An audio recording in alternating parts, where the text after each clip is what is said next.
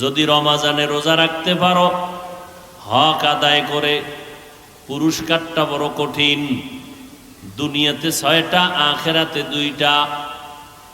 আখেরাতের 2 পুরস্কারের প্রথম পুরস্কার হলো বিনা হিসাবে জান্নাত। জান্নাত চাইতো হিসাব দিয়া না হিসাব ছাড়া? হিসাব দিয়া যাওয়ার কোনো উপায় আসেনি। আল্লাহ কবুল করেন।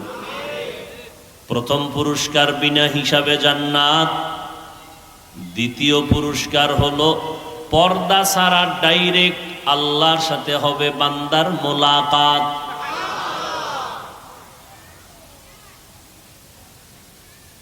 কোনো পর্দা নাই, ডাইরেক্ট আল্লাহর সাথে মোলাকাত হবে। হাদিস শরীফে নবী বলেন,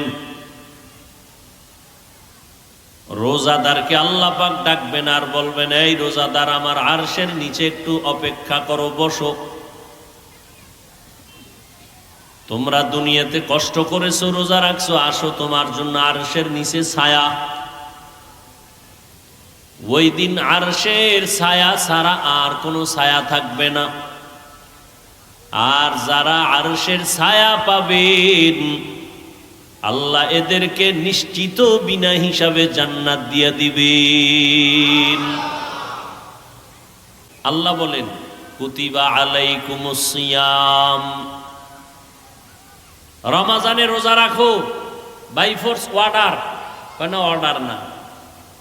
যেহেতু মোহাব্বত দিয়েই শুরু, তাহলে কাজটাও মোহাব্বতের পেছে ঢুকাই দেই। বন্ধু, তোমার উপরে একটা কাজ আমার করাইতে মনে চাইতেছে, তোমার উপরে এটা আমার নির্ধারণ করা হয়েছে, তুমি করবানি। এখন বন্ধু চিন্তা করে, কি এমন কাজ দিবে যেটা আমি পারবো না, না পারবো? কয় না, কোনো ভয় নাই। কামা কুতিবা আলাল্লাযীনা মিন ক্বাবলিকুম, যেই কাজটা তোমার জন্য দেওয়া হবে, এই কাজটা তোমার পূর্বপুরুষেরাও করেছে। তখন বন্ধু কয়, তাহলে তো আর টেনশন নেই। আমার বাপদাদা 14 গোষ্ঠী যদি করে থাকে, আমার নবীরা করে থাকেন, তাহলে আমিও পারবো। আচ্ছা, তোমারে যে দিলাম, এটা যে তুমি করবা, এটার পুরস্কারটা কি জানোনি? লাআল্লাকুম তাত্তাকুন। পুরস্কারটা কত জানো? পৃথিবীতে এর থেকে আর বড় কোনো পুরস্কার নাই। এমনকি আখেরাতে এর থেকে কোনো বড় পুরস্কার নাই। ওই পুরস্কার হলো তাকওয়ার মর্যাদা দিবেন। তাকওয়ার, তখন তোমার নাম হবে মুত্তাকিন। তোমার এখন দাম কত জানো? দুনিয়াতে তোমার থেকে দামি আর কেউ নাই। আমি আল্লাহ তোমাকে দুনিয়াতে 6টা পুরস্কার দিয়ে দিব। কয়টা? আখেরাতে আরো 2টা দিব। আখেরাতে তাকওয়া অর্জন করার মহা এক সুযোগ হলো রমাজানের রোজার মাধ্যমে তাকওয়া অর্জন করো। বলে তাকওয়ার সাথে রোজার একটা গভীর সম্পর্ক আছে। রোজার মাধ্যমে তাকওয়া অর্জন করো। বলে তাকওয়া কি জিনিস? বলে তাকওয়া মানে আল্লাহর ভয়। এই তাকওয়াটা দেখা যায় না, কয় থাকে কই? বলে অন্তরে। কোথায়? আত-তাকওয়া হাহুনা, আত-তাকওয়া হাহুনা, আত-তাকওয়া হাহুনা। তাকওয়া এটা অন্তরে থাকার জিনিস, এটা দেখা যায় না। রোজাটাও এমন একটা আমল, এটা দেখা যায় না। রোজা দেখা যায়নি, দেখা যায়।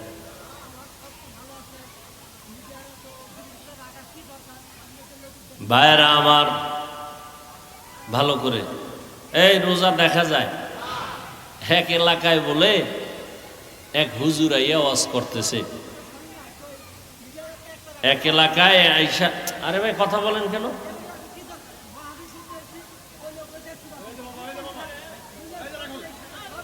আপনি এখানে আসছেন কেন? আপনি এখানে আসছেন কেন? তো এখানে আসেন, মাঝখানে আসেন। আপনি মাঝখানে আসেন।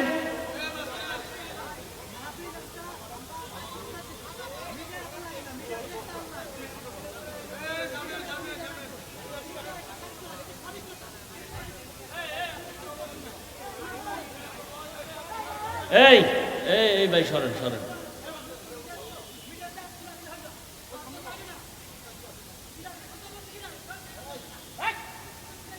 এই উনি কে? এই লোকটা কে? হ্যাঁ,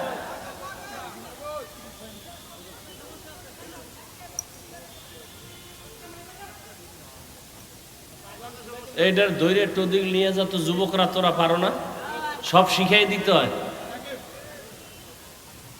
এই যে মাহফিলটার ডিস্টার্ব করলো, খুব একটা সওয়াবের কাজ করলো নি, আর দৈরা প্যান্ডেলের বাইরে নিয়ে যা।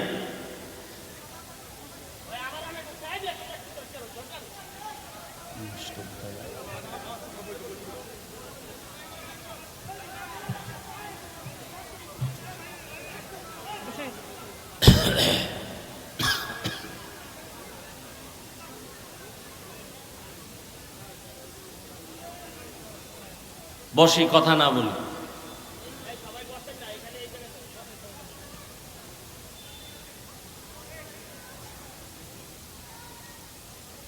তো কি কথা বলতেছিলাম জানি?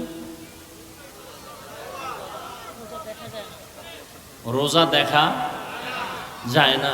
তো এক এলাকায় এক হুজুর আসছেন ওয়াজ করতে রমজানের আগে, তাই সব বয়ান করে বলতেছেন, এই এলাকাবাসী, আপনারা সবাই রোজা রাখবেন, রমাজান আসতেছে। কি আসতেছে?